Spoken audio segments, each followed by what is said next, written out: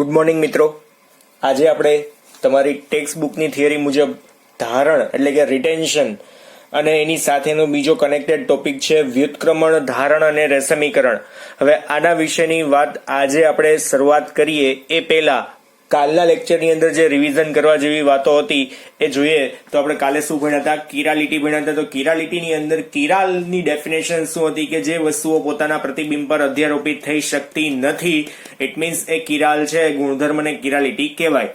એની અંદર કિરાલિટીના ગુણની અંદર પ્રકાશ ક્રિયાશીલતા હોય છે. બરાબર, અહીંયા શકે એવું લખ્યું છે, એનું કારણ આગળ આપણે જોવાના છીએ. હવે જે વસ્તુઓ પોતાના પ્રતિબિંબ પર અધ્યારોપિત થઈ શકતી નથી એને આપણે શું કહી શકાય? અકિરાલ. બરાબર છે. તો અહીંયા કાર્બનિક સંયોજનો માટે મેં અહીંયા બે અમુક નિયમો લખીને દીધા છે અહીંયા. તો એ શું વાત લખી છે કે ભાઈ કાર્બનિક સંયોજનો હોય તેના સમૂહો પહેલા તો જુદા જુદા ક્રિયાશીલ સમૂહથી પહેલા તો કાર્બન જોડાયેલો હોવો જોઈએ. એટલે કે કાર્બન છે જુદા જુદા ક્રિયાશીલ સમૂહથી જોડાયેલ હોવો જોઈએ. આ પહેલી કન્ડિશન. બીજી કન્ડિશન, એમના પ્રતિબિંબો એકબીજા પર અધ્યારોપિત થઈ શકતા ના હોવા જોઈએ. બરાબર છે. તો પેલી કન્ડિશનમાં જ આમ તો ક્લિયર થઈ જશે કે અહીંયા મેં એક પ્રોપેન્ટુઓલ કરીને એક કાર્બનિક સંયોજન લીધું છે જેની અંદર બે સમૂહો સમાન છે, ધેટ્સ વાય એ કિરાલ નથી. બરાબર છે. એના પ્રતિબિંબો એકબીજા ઉપર અધ્યારોપિત થઈ શકતા નથી પણ ક્રિયાશીલ સમૂહો સમાન છે. જો અહીંયા સમૂહો સમાન છે ધેટ્સ મીન એ શું થઈ જશે? ત્યાં અકિરાલ. બરાબર, એટલે બે ગુણ ટૂંકમાં પાડતા હોવા જોઈએ. સેમ એઝ અહીંયા જોવું જોઈએ ને, ચારે ચાર ક્રિયાશીલ સમૂહ જુદા જુદા, કાં તો સમૂહો જુદા જુદા છે, બેયના પ્રતિબિંબો બને છે. બરાબર, પણ એકબીજા ઉપર અધ્યારોપિત કરી શકાતા પણ નથી અને એકબીજાથી સમૂહ જુદા જુદા પણ છે. ધેટ્સ વાય આ કેવો બનશે? કિરાલ બનશે. એટલે બંને કન્ડિશન ત્યાં પુરવાર થાય છે. બરાબર છે. પછી પ્રતિબિંબી સમઘટકો કોને કહેવાય? ઇનેન્સ્યુમર્સ કોને કહેવાય? તો અહીંયા આની વાત આપણે જોઈ હતી કે જેમના પ્રતિબિંબો પરસ્પર અધ્યારોપિત ન થઈ શકતા હોય તેવા અવકાશીય સમઘટકને આપણે શું કહી શકીએ? પ્રતિબિંબી સમઘટકો. અને પ્રતિબિંબી સમઘટકોના શું હોય? ગલન બિંદુ, ઉત્કલન બિંદુ, દ્રવ્યતા, વક્રીભવનાંક, આ બધા જ ગુણધર્મોની અંદર શું હોય? સમાનતા જોવા મળે છે. અને ધ્રુવીભૂત પ્રકાશના તળનું એલ અને ડી ના સમઘટકોની અંદર રૂપાંતરણ કરી શકે છે. એટલે લીવો અને ડેક્સ્ટ્રોની અંદર રૂપાંતરણ કરી શકે છે. બરાબર. પછી રેશમીકરણ જોયું હતું. તો રેશમીકરણની અંદર પોઈન્ટ્સ કેવા હતા કે બે પ્રતિબિંબી સમઘટકોના સરખા પ્રમાણવાળા મિશ્રણનું પ્રકાશીય ભ્રમણ કેવું થવું જોઈએ? શૂન્ય થવું જોઈએ. ઇટ મીન્સ કે એલ અને ડી નું જે પ્રમાણ છે આપણને 50-50% મળતું હોય, 50-50% જો મળતું હોય તો એ આપણે રેશમિક મિશ્રણ બને છે. અને રેશમિક બને છે એના માટે ખાસ કે ભ્રમણ છે એકબીજાનું શું થઈ જાય છે? નાબૂદ થઈ જાય છે. તમે લખ્યું છે કે એક સમઘટક અન્ય સમઘટકના ભ્રમણને નાબૂદ કરે છે કેમ કે બંનેના પ્રમાણ કેવા છે મિત્રો? અહીંયા સમાન છે. તો આવા મિશ્રણને આપણે શું કહી શકીએ? રેશમિક મિશ્રણ કહી શકીએ. અને આ પ્રક્રિયાને આપણે શું કહેવાય? રેશમીકરણ કહેવાય છે. એટલે બ્યુટેન ટુઓલના પ્રતિબિંબી સમઘટકોમાંથી રેશમિક મિશ્રણમાં રૂપાંતરણ કરવાની પ્રક્રિયાને આપણે શું કહેવાય? રેશમિક મિશ્રણ. હવે બ્યુટેન ટુઓલના અહીંયા મેં સમઘટકો ઓલરેડી દોરેલા જ છે. બરાબર છે. બંનેના 50-50% જો પ્રમાણ મળે. આ બ્યુટેન ટુઓલ સાદું હતું. હવે એમાંથી પ્રકાશ આપાત કર્યો કયો?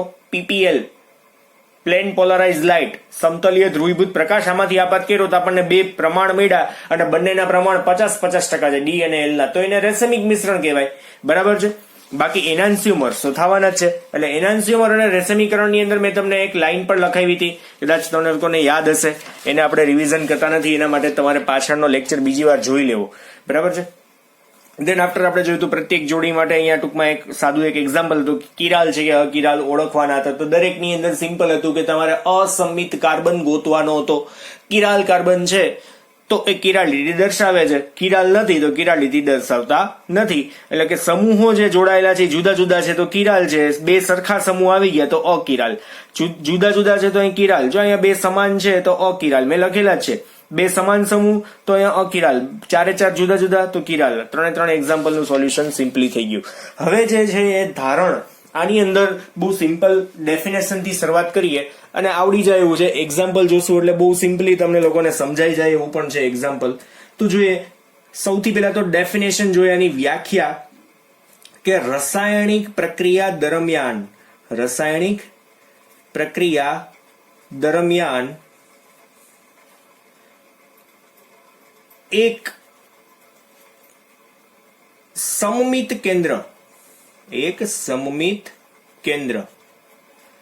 કેન્દ્ર સાથે કોઈ આપણે છેડછાડ કરવાની નથી એટલા માટે કીધું છે. એક સમમિત કેન્દ્ર પરના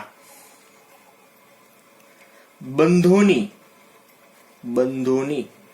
અવકાશીય બંધોની અવકાશીય ગોઠવણી.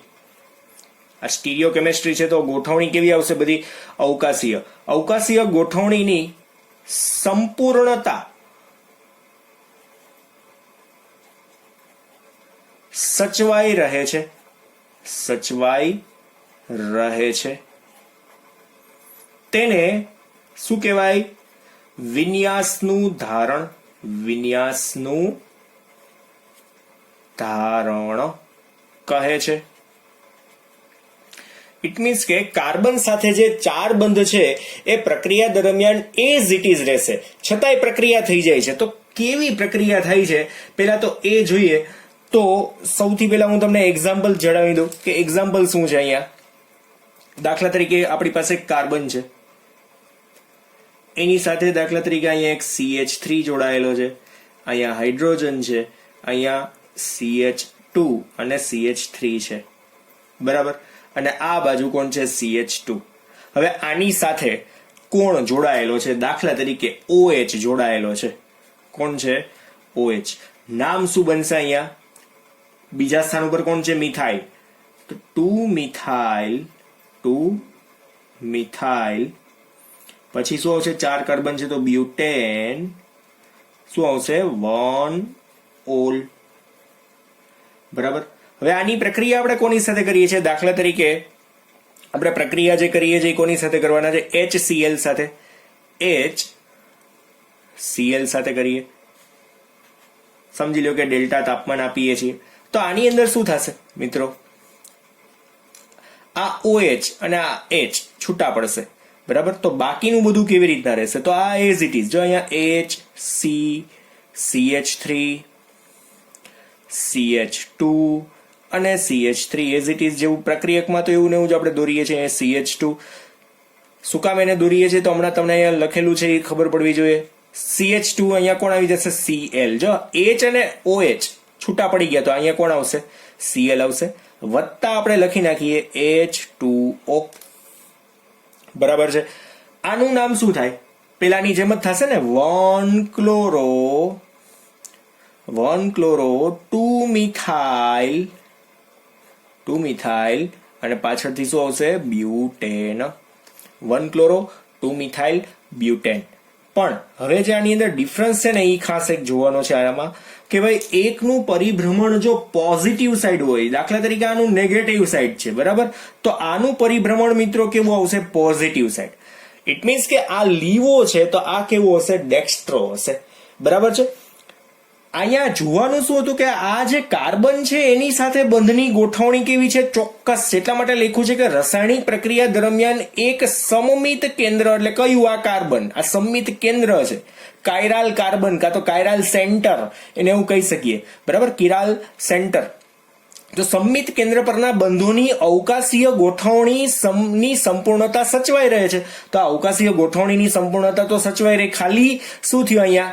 બંધ જ ખાલી તૂટા વિસ્થાપનની સાદી પ્રક્રિયા જ થઈ, બરાબર છે.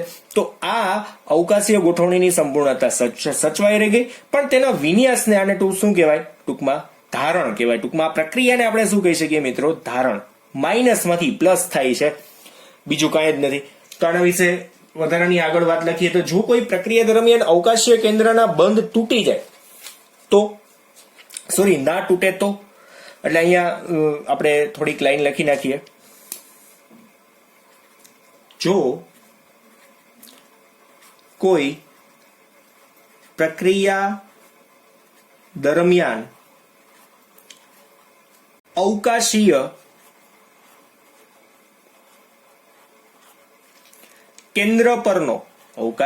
કેન્દ્ર પરનો બંધ તૂટે નહીં તો નિપજમાં અવકાશીય કેન્દ્રની આસપાસ ના સમૂહોનો સામાન્ય વિન્યાસ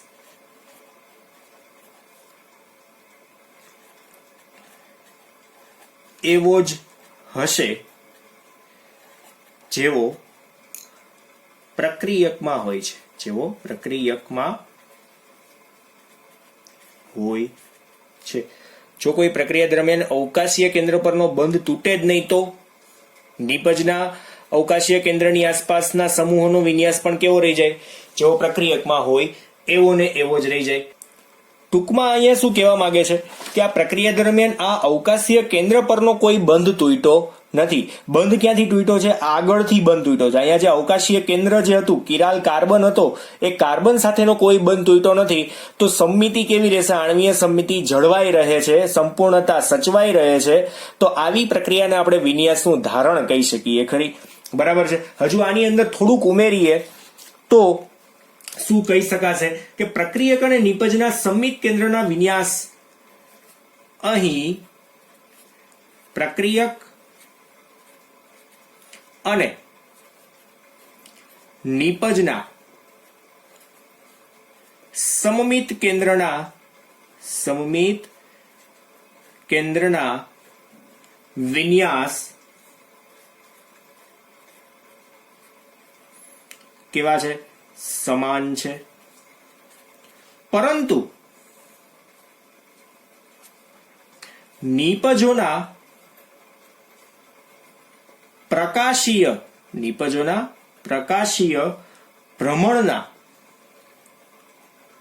ભ્રમણના ચિહ્નો બદલાય છે. બરાબર છે. જેના લીધે આપણે ફાઇનલી શું કહી શકશું? આમ થવાનું કારણ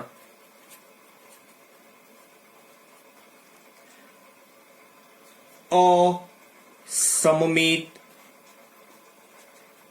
કેન્દ્ર પરના વિન્યાસ લખશું સમાન વિન્યાસ ધરાવતા બે જુદા જુદા સંયોજનો જુદું પ્રકાશીય ભ્રમણ દર્શાવે છે. પ્રકાશીય ભ્રમણ ધરાવે છે. પ્રકાશીય ભ્રમણ કેવું? એકનું માઇનસ હોય તો બીજાનું કેવું હોય? પ્લસ હોય.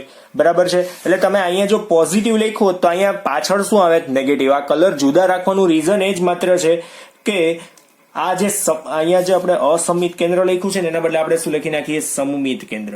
તમારી ટેક્સ્ટ બુકમાં અસમિત લખેલું છે ને આપણે શું કરશું? સમમિત કેન્દ્ર પરના વિન્યાસ એટલે કે સમાન વિન્યાસ ધરાવતા બે જુદા જુદા સંયોજનોનું જુદું પ્રકાશીય ભ્રમણ દર્શાવે છે. બરાબર છે. એને આપણે શું કહેવાય? વિન્યાસનું ધારણ. અહીંયા વિન્યાસ સમાન દેખાય છે પણ પ્રકાશીય પરિભ્રમણ નિપજ અને પ્રક્રિયકનું કેવું છે? જુદું છે. બરાબર છે. એને આપણે સિમ્પલી શું કહેવાય? ધારણ. તો આ જ વસ્તુ આપણે હવે જે આના પછીનો નેક્સ્ટ ટોપિક છે એની અંદર ફરી પાછું જોશું એટલે તમને હજુ વધારે ક્લિયર થશે કે આ વિન્યાસનું ધારણ કોને કહેવાય. બરાબર છે. કાં તો આપેલ પ્રક્રિયક છે એ કઈ નિપજ આપશે? ધારણ વાળી આપશે, વ્યુત્ક્રમણ વાળી આવશે કે રેસેમિક મિશ્રણ આપશે? તો આના માટે આના પછીનો ટોપિક મોસ્ટ ઇમ્પોર્ટન્ટ છે. આને તમારે ખાસ જોવાનો છે. એટલે ઉપરના દરેક ટોપિક તમારા ક્લિયર થઈ જશે. ક્યાં સુધીના? SN1 અને SN2 પ્રક્રિયા સુધીના દરેક ટોપિક ક્લિયર થશે. હવે આ ખાસ ઇમ્પોર્ટન્ટ છે તો આમાં ખાસ ધ્યાન આપજો.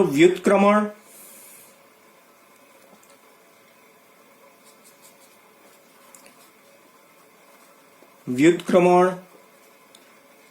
પછી ધારણ અને રેસેમીકરણ કોને કહેવાય? વ્યુત્ક્રમણ, ધારણ અને રેસેમીકરણ કોને કહેવાય? તો આપણે સૌથી પહેલા આને લખીએ પહેલા એક્ઝામ્પલ થી જોવાના છીએ. બરાબર છે. પછી જ આપણે આગળ સમજશું વ્યુત્ક્રમણ, ધારણ અને રેસેમીકરણ માટે. તો જ્યારે અસમિત કેન્દ્ર પર કાર્બનને સીધા જ જોડાયેલા બંધ તૂટે ત્યારે શું થાય તો અસમિત કેન્દ્ર પર 3 પ્રકારે ટૂંકમાં બંધારણ બની શકશે. 3 પ્રકારની જુદી જુદી નિપજો બની શકે. અસમિત કાર્બન તમને લોકોને ખબર છે, અસમિત કાર્બન એટલે કેવો થશે મિત્રો? કિરાલ કાર્બન થશે. બરાબર છે. તો 3 પ્રકારે નિપજ બને એના માટે પહેલા આમ તો ફાઉન્ડેશન લખી નાખીએ કે આમાં શું થાય. જ્યારે અસમિત અથવા તો અસમ કાર્બન લખી શકાય. અસમિત કાર્બન ને સીધા જ જોડાયેલા બંધ તૂટે છે ત્યારે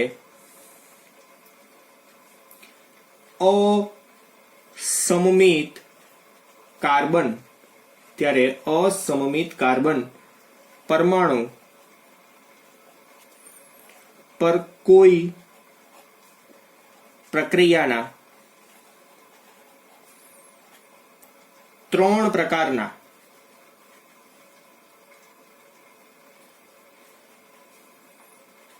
પરિણામો જોવા મળે છે.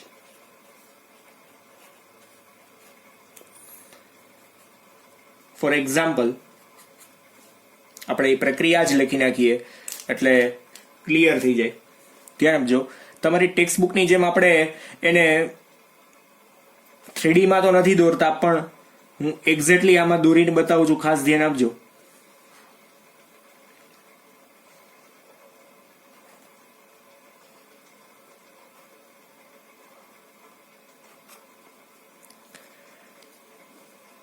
આપણી પાસે જે પ્રક્રિયકો છે એને લખીએ.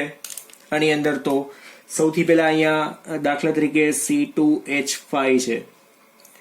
આ જગ્યાએ દાખલા તરીકે આપણી પાસે ક્લોરીન છે, અહીંયા હાઇડ્રોજન છે અને અહીંયા CH3 છે. બરાબર છે.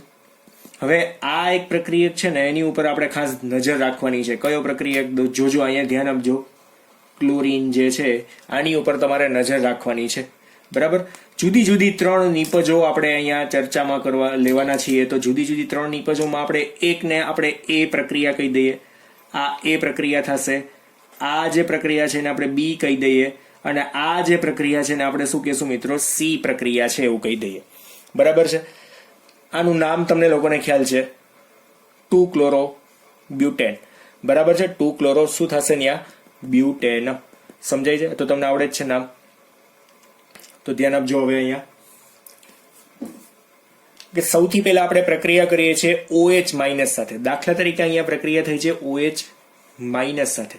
સેમ એઝ અહીંયા પણ પ્રક્રિયા થાય છે OH માઇનસ સાથે, અને અહીંયા પણ પ્રક્રિયા થાય છે OH માઇનસ સાથે. 3 જગ્યાએ એક જ સરખી પ્રક્રિયા, પણ એ પ્રક્રિયાની અંદર આપણે ધારો કે નિપજ કેવી રીતના જોઈન કરશું જોજો. આ બધું એઝ ઇટ ઇઝ. એટલે અહીંયા શું આવશે? દાખલા તરીકે અહીંયા જે હતું એમને જ આવશે C2H5. અહીંયા હાઇડ્રોજન એમને જ રાખીએ, પણ અહીંયા કોણ આવે છે? CH3. અને આ જગ્યાએ આપણે જોઈન્ટ કરીએ છીએ OH. તો છૂટું કોણ પડી ગયું? -Cl. બરાબર છે.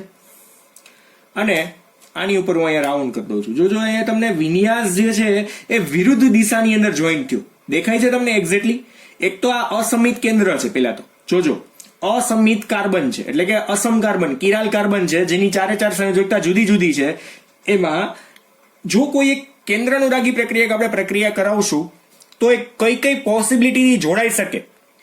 એમાં પહેલી પોસિબિલિટી છે વિરુદ્ધ દિશાની અંદર વિન્યાસનું વ્યુત્ક્રમણ. ઇન શોર્ટ, આ જે રિએક્શન છે ને એ SN2 પ્રકારની રિએક્શન થઈ શકે. SN2 ની અંદર શું થાય કે વિન્યાસનું વ્યુત્ક્રમણ થાય છે. તમે લોકો ભણી ગયા છો. વિરુદ્ધ દિશાની અંદર કેન્દ્રાનુરાગી પ્રક્રિયા જોડાય. તો આમાં આ બાજુ તો એના બદલે આમાં શું થઈ ગયું? વિરુદ્ધ દિશામાં છે. આ બાકીના તો એમને પ્રતિબિંબ બતાવવાની ટ્રાય કરેલી જ છે. આનું પ્રતિબિંબ આ થાય, પણ અહીંયા જો Cl ની જગ્યાએ શું આવી ગયો? OH, કેમ કે એની સાથે પ્રક્રિયા થઈ હતી, તો Cl અહીંથી છૂટો પડી ગયો. સેમ એઝ આમાં Cl છૂટો પડશે ખરી, પણ એઝ ઇટ ઇઝ રહી જાય. તો આને આપણે શું કહેશું? જો અહીંયા વિન્યાસનું શું થઈ ગયું? વ્યુત્ક્રમણ. એટલે એ પ્રક્રિયાની અંદર આપણે બીજું લખી શું શકીએ? વ્યુત્ક્રમણ. આવું લખી શકાય. આની અંદર શું થશે મિત્રો? ધારણ થશે. શું થશે? ધારણ. કેવી રીતના? તો એમાં પણ OH માઇનસ સાથે રિએક્શન લખીએ તો આમાં શું થશે? બાકીના બધાને એમને લખી નાખીએ. પહેલા તો C2H5, પછી અહીંયા આની અંદર જે પ્રક્રિયક હતો ક્લોરીન તેના માટેની જગ્યા બાકી રાખી દે. અહીંયા C2H5 આપણે આવા કલરથી લખીએ, C2H5. પછી અહીંયા કોણ છે? CH3 છે. અહીંયા હાઇડ્રોજન છે.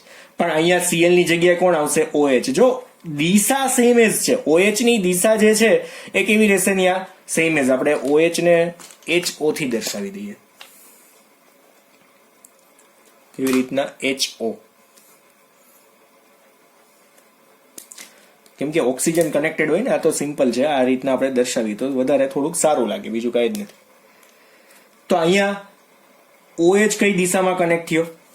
જે દિશામાં ક્લોરીન હતો એ જ દિશામાં કનેક્ટ થયો.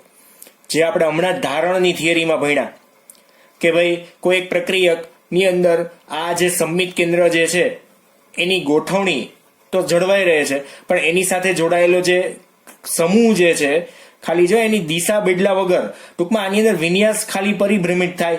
બરાબર કે અહીંયા માઇનસ હોય તો અહીંયા શું થઈ જાય? પ્લસ થાય. પ્રકાશીય પરિભ્રમણ જુદું જુદું જોવા મળી શકે. એટલે અહીંયા વ્યુત્ક્રમણ થાય, અહીંયા શું થાય?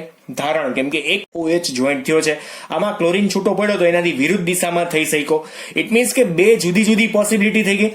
હવે જો જોઈને આ બે એકબીજાના જો પ્રતિબિંબો દેખાય છે, આ અને આ, A અને B ની જે નિપજો છે ને એકબીજાના પ્રતિબિંબો તમને દેખાય છે. દેખાય છે? સરસ આંખ છે જ તમારી. જો જેને અહીંયા OH અને આ બાજુ અહીંયા OH છે, CH3H તો અહીંયા H અને CH3 છે. પ્રતિબિંબો આ પણ દેખાય છે. અહીંયા તમે શું કર્યું કે વિરુદ્ધ દિશામાં OH ને જોઈન્ટ કર્યો. આમાં શું કર્યું? સેમ એજ દિશામાં ક્લોરીન જ્યાં હતો ત્યાં જ તમે OH ને જોઈન્ટ કર્યો. એટલે બે જુદી જુદી નિપજો બને છે. એકને આપણે SN2 કહીએ છીએ, એકને ધારણ કહીએ છીએ. હવે અહીંયા આપણે જે જોઈએ છે ને SN1 પ્રક્રિયા થશે.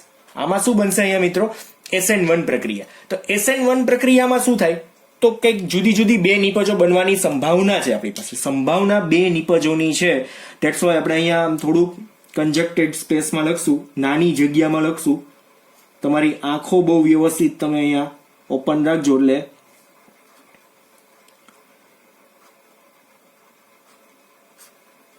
બરાબર છે. હવે આની સાથે આમાં કનેક્ટેડ કોણ છે? તો અહીંયા C2H5, અહીંયા હાઇડ્રોજન.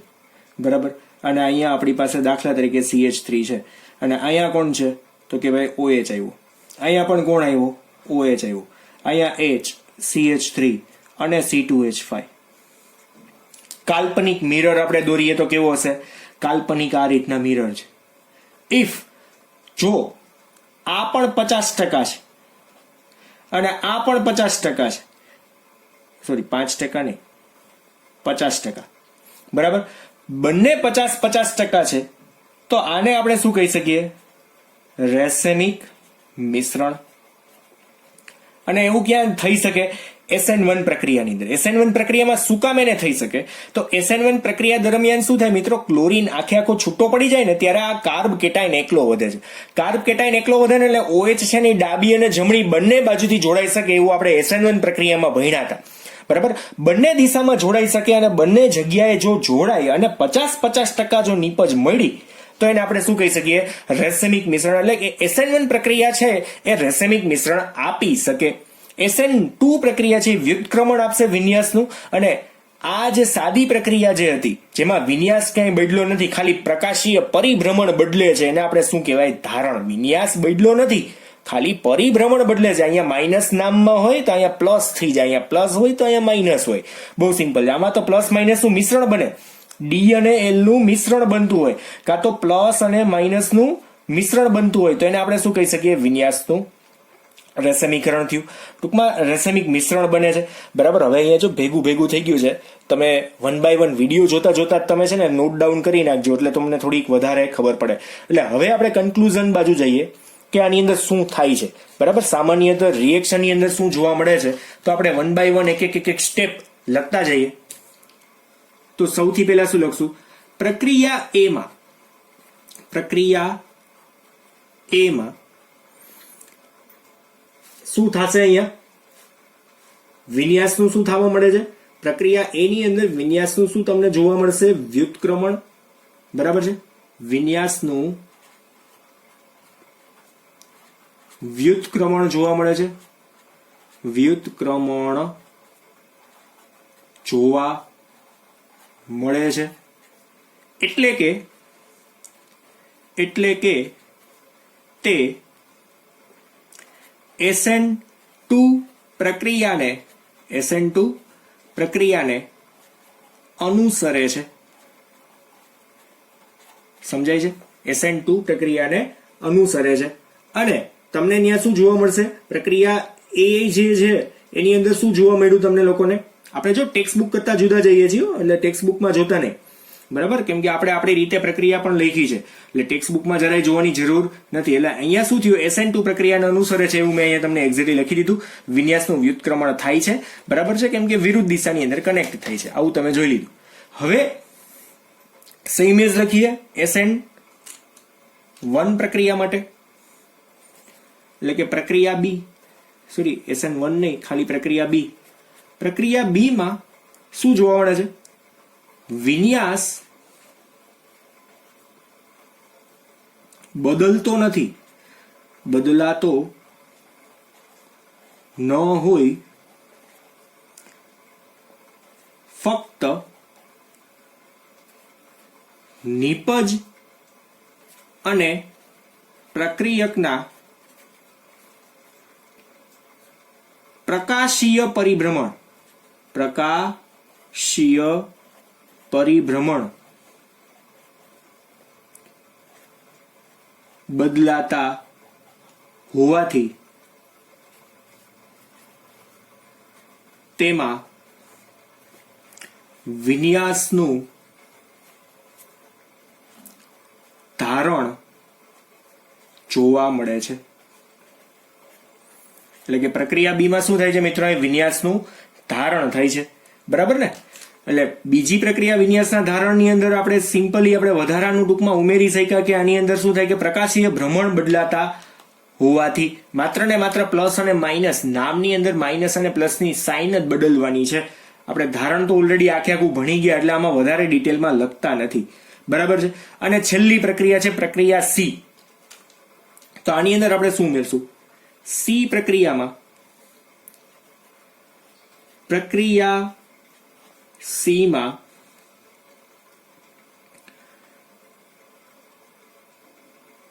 વિન્યાસ આપણે એમ કહી શકીશું, પ્રક્રિયા સી માં બે જુદી જુદી 50:50 પ્રમાણ ની નિપજ બનતી હોય તે SN1 પ્રક્રિયાને અનુસરે છે. ઉપરાંત બે સરખા પ્રમાણના, એટલે કે ડી અને એલ ના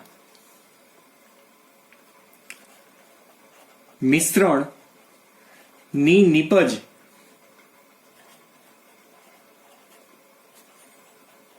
આપતું હોય તે રેસેમિક મિશ્રણ બનાવે છે. બરાબર? ટૂંકમાં પ્રક્રિયા સી ની અંદર રેસેમિક મિશ્રણ ક્યારે બનશે? જો 50-50% આપણને મળે તો. 50-50% ન મળે તો આવું કઈ થશે નહીં. પણ અહીંયા આપણને તમને ચોખ્ખું જોવા મળ્યું કે 50-50% થાય જ છે. બરાબર? અહીંયા વ્યુત્ક્રમણ માત્ર થયું, અહીંયા ધારણ થયું, અને આની અંદર બે 50-50% નિપજ બની. ટોટલ 3 જ પોસિબિલિટી છે ને. 100% થાય તો એ રેસેમિક મિશ્રણ નથી. આપણે એમ કહી શકશું માત્ર ને માત્ર પ્રકાશીય સમઘટક છે. બરાબર? એવું કહી શકીએ. ઓપ્ટિકલ એક્ટિવ પદાર્થ છે એવું આપણે કહી શકીએ. પણ પોસિબિલિટી અહીંયા લખી કે OH માઇનસ જોડાય તો કઈ રીતના જોડાય, કાં તો 100% જમણી બાજુ જોઈન્ટ થઈ જાય, કાં તો 100% એ જ દિશામાં જોઈન્ટ થાય, કાં તો 50-50% ની નીપજ બને, કાં તો ડાબી બાજુ અને જમણી બાજુની મિક્સમાં નીપજ બને. તો મિક્સમાં નીપજ બની અને આપણે શું કહેવાય મિત્રો, રેસમિક મિશ્રણ કહેવાય. એટલે આપણે અહીંયા જુદા જુદા ટોટલ 3 પાર્ટીશન કરીને કે ભાઈ પ્રક્રિયા A ની અંદર શું થાય તો અહીંયા માત્ર ને માત્ર વ્યુત્ક્રમણ થાય, પ્રક્રિયા B ની અંદર શું થાય તો માત્ર ને માત્ર ધારણ થાય, પ્રક્રિયા C ની અંદર શું થાય છે તો કે રેસમિક મિશ્રણ થાય. શું કામ એને તો અહીંયા 50% નીપજો બને છે જે D અને L પ્રકારની હોય છે. આની અંદર વિન્યાસ બદલાતો નથી, માત્ર ને માત્ર શું બદલાય છે, પ્રકાશીય પરિભ્રમણ બદલાય છે. એટલે કે પ્રક્રિયક જો પ્લસમાં હોય, પ્રક્રિયક જો પોઝિટિવ હોય તો નીપજ કેવી બનતી હોય, નેગેટિવ બનતી હોય. ઇન પ્લેસ ઓફ આ જો નેગેટિવ હોય, પોઝિટિવ હોય તો આ શું બનતું હોય, નેગેટિવ બનતું હોય. બરાબર છે, એકબીજાથી વિરુદ્ધ ટૂંકમાં નીપજો બનતી હોય. તમે ધારણ ઓલરેડી સમજી ગયા છો. એટલે અહીંયા તમે એમ કહી શકો કે વ્યુત્ક્રમણ છે SN2 પ્રક્રિયામાં થાય છે, રેસમીકરણ ત્યાં તમને જોવા મળશે SN1 પ્રક્રિયાની અંદર જોવા મળી શકે ખરી. બરાબર છે, સમજાય છે. તો ઇટ મીન્સ કે અહીંયા મિત્રો આખો ટોપિક આપણો જે હતો સ્ટીરિયો કેમિસ્ટ્રીનો આખો ટોપિક, અવકાશ રસાયણ વિજ્ઞાનનો આખો ટોપિક જે છે એ કમ્પ્લીટ થઈ ગયો છે. વર્લ્ડ કોન્સેપ્ટ આખો આપણો આવી ગયો છે. તમને જો એક્ઝામની અંદર પૂછાય તો કેવા ક્વેશ્ચન પૂછાય એનું તો આપણે MCQ નું જ્યારે સોલ્યુશન કરશું ને ત્યારે તમને વધારે મજા આવશે. બરાબર છે, વિન્યાસ શું, વ્યુત્ક્રમણ શું કહેવાય, ધારણ શું કહેવાય અને રેસમીકરણ શું કહેવાય, આવા MCQ પૂછાય કે ભાઈ આપેલ પ્રક્રિયા છે એ વિન્યાસનું શું દર્શાવે છે. બરાબર છે, તો એમાં તમે ધારણ, વ્યુત્ક્રમણ અથવા તો રેસમીકરણ 3 દર્શાવે છે. તો એવું કહી શકાય કે જો અહીંયા જો આમાંથી નીપજ બનતી હોય 2 ક્લોરોબ્યુટેન માંથી જો આપણને આવી રીતના નીપજ બનતી હોય 2 ક્લોરોબ્યુટેન માંથી શું આવશે, બ્યુટેન 2 જો આવી કંઈક નીપજ બનતી હોય તો એ છે એ વિન્યાસનું શું દર્શાવે છે, આ નીપજ. તો આ નીપજ છે ને વિન્યાસનું વ્યુત્ક્રમણ દર્શાવે, ધારણ પણ દર્શાવે અને રેસમીકરણ પણ દર્શાવે છે. આની અંદર આવું થાય છે. પછી એવી અમુક પ્રક્રિયકો હશે કે જેની અંદર એવું 3 નહીં દર્શાવતા હોય, માત્ર ને માત્ર એક જ રિએક્શન થતી હોય એવું પણ બનશે. તો ત્યારે આપણે એવા જવાબોનું સોલ્યુશન કાં તો એવા ક્વેશ્ચનનું સોલ્યુશન આપણે એટ એ ટાઈમ કરશું. જવાબોનું ન કહેવાય, ક્વેશ્ચનનું સોલ્યુશન આપણે એ જે ચેપ્ટર પૂરું થાય ત્યારે આપણે વ્યવસ્થિત જોશું. અત્યારે આપણે અહીંયા સુધીના કોન્સેપ્ટને ખાસ ક્લિયર રાખો. બરાબર છે, વ્યુત્ક્રમણ, ધારણ અને રેસમીકરણ મોસ્ટ ઇમ્પોર્ટન્ટ JEE નીટની અંદર પૂછાઈ શકે એવો પોઈન્ટ છે અને આ પોઈન્ટને તમારે ખાસ ધ્યાનમાં લેવાના છે. આ ટેક્સ્ટ બુકમાં લખ્યા છે પણ એક્ઝેક્ટલી સમજાશે ને, એટલે આમાંથી ખાસ જોઈ લેજો. બરાબર છે, અહીંયા સુધી આપણે આજે રાખીએ મિત્રો. Thank you.